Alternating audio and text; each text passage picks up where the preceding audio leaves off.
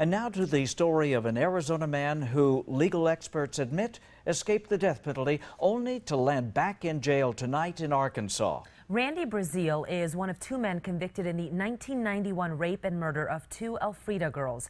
His accomplice was put to death. Brazil, despite damning DNA evidence, was not. Instead, he was charged with second-degree murder. Tonight, in a story you will only see on 9 on Your Side, we are hearing from the victim's family about the pain that still remains. And from legal experts about why this case would have a completely different result today. Maggie Vespa here with the story. Guy, Stella, when Patty Hancock heard Brazil had been arrested again, she thought it was for, quote, killing someone else's baby. She told me today via Skype she was relieved instead to learn he was charged with indecent exposure and urinating in public. Still, Hancock says that relief won't bring back her little girl. He stole my child, and he murdered her, and he tortured her, and he raped her, and he stabbed her, and he broke her bones.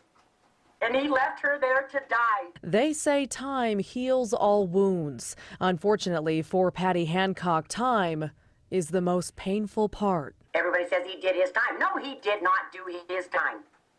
He will never do enough time for me. Enough, says Hancock, equates to death, the sentence handed down to Richard Stokely for his part in the brutal kidnapping, rape, and murder of Hancock's 13-year-old daughter, Mandy, and her friend, Mary Snyder. Brazil's lesser charge and sentence came despite DNA evidence, seemingly proving he had raped both girls, just like Stokely. And I was so ashamed of Cochise County for this because they let it happen. So how did it happen? That was at the very beginning of the use of DNA evidence in criminal cases. Current Cochise County Attorney Edward Reinheimer never worked the Brazil case, but says in 1991, DNA and the laws surrounding it were new and untested. Brazil's attorneys knew this. They argued their client was entitled to a speedy trial and shouldn't have to wait for this newfangled evidence to be processed, making the DNA inadmissible.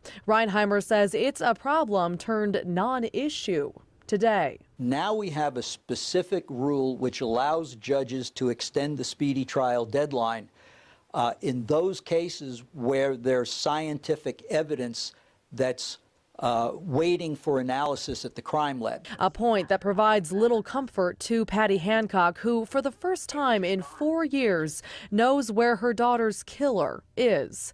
But it won't last. Because that was my child he stole. You don't steal people's children. You don't do that and then get away with it. And Randy Brazil is currently serving 70 days and paying $700 in fines for his crimes in Arkansas. Since he was never convicted of raping those girls here in Arizona, he is not a registered sex offender.